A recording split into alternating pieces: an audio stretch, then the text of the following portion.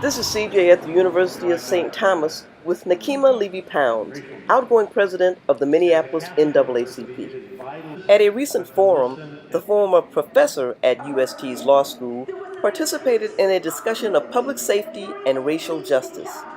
And I confronted the officer when I saw that happening, and he said, "Ma'am, you don't know what this child did." And I said, "Sir, there's a system of law to address what this child did. Not you taking matters into your own hands and slamming a child on top of a vehicle."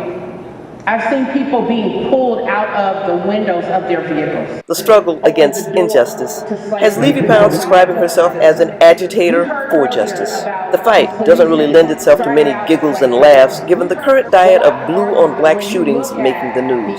But when I interviewed Levy-Pounds at her favorite Northside hangout, Sammy's Avenue Eatery on Broadway, there were smiles sprinkled into our discussion of some pretty unpleasant reality. Sometimes you have to smile to keep from crying. There's always going to be racism in this world, isn't there? Yes, I believe so.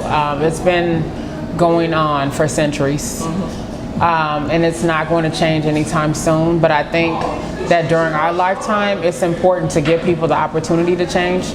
And sometimes that means presenting them with information, educating them, and exposing them to new ways of thinking.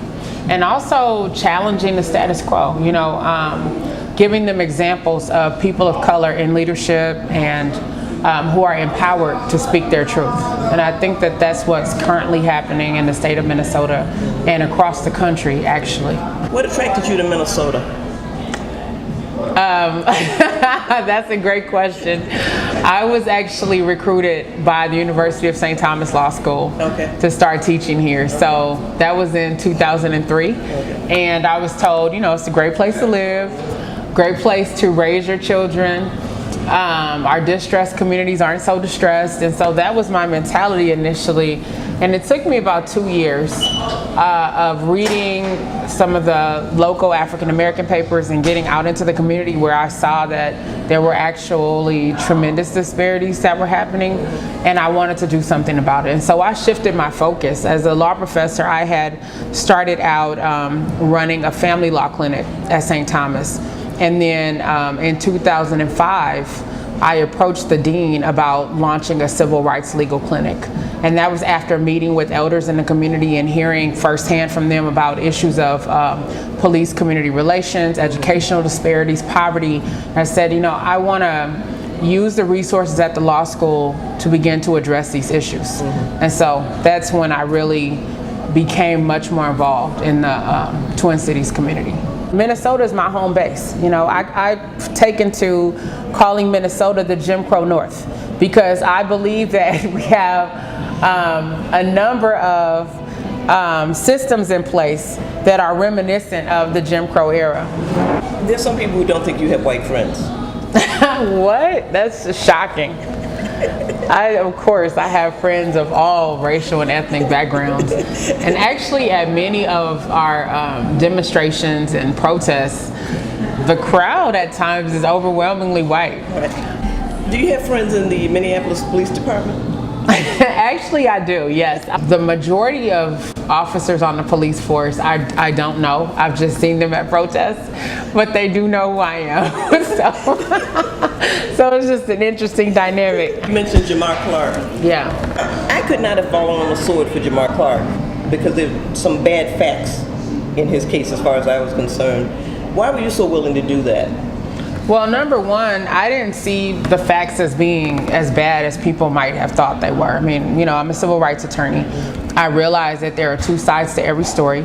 I also realize that the voices of black witnesses have been historically discounted. For example, black people couldn't serve on juries, for a long time. And they couldn't even be witnesses, early on in this country.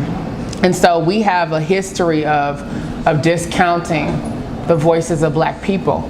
But in the hours after Jamar Clark was killed, several of us from the Minneapolis NAACP went to the site of his death, and we started talking to witnesses and interviewing people, and we were appalled by what we heard. You know, the stories that we heard from the witnesses were in stark contradiction to what Minneapolis Police Department had been putting out in the paper about what happened. And so we started digging a little more deeply and said, you know, there needs to be an independent investigation here, because MPD started investigating themselves the night that Jamar Clark was killed. And we know MPD's reputation. And so there was widespread concern that a cover-up would ensue.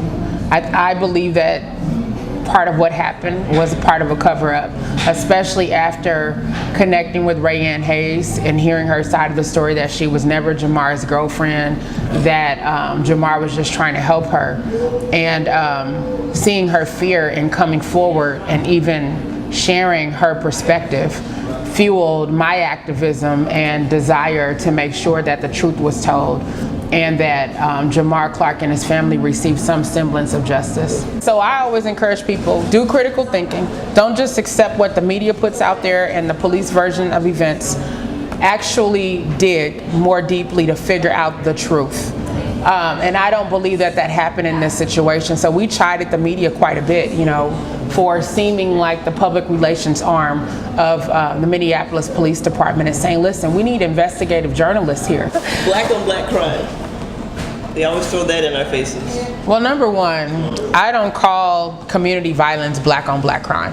I think that there's a racialization of the issues that impact poor communities of color without a true connection to the larger systemic problems that create community violence. So for example, if black on black crime was a real phenomenon, we would see more middle-class blacks and wealthy blacks killing each other. But the reality is that the socioeconomic issues, the lack of economic opportunity play a role in what happens. Beyond that, if a black person kills another black person, you best believe that they are going to go to jail and probably prison for a very long time. However, the same cannot be said for a circumstance in which an officer kills a black person. They may be able to do so with impunity, specifically as we've seen in the state of Minnesota, where there has been zero accountability, at least since the year 2000. And then beyond that, when white people kill white people, we don't call it white on white crime, we just call it crime. What must your racist email look like and racist mail look like? Well, I will say I deal with trolls a lot on social media. And every now and then I get emails from mostly angry white people, but sometimes angry black people who do not agree with, you know, my activism or the Black Lives Matter movement, or who think that inherently, you know, all cops are good and we're just raising a fuss about nothing. Typically, I just ignore them.